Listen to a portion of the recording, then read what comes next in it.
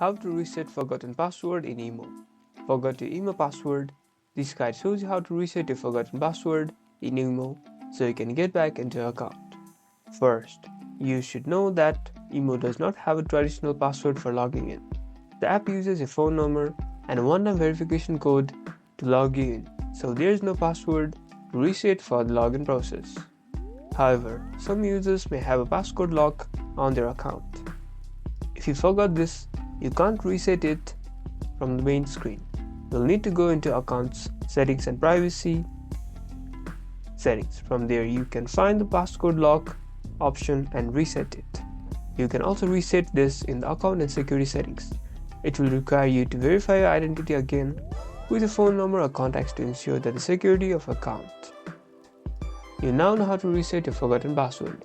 Get ready to get back into your account. Like and subscribe for more iPhone app tips.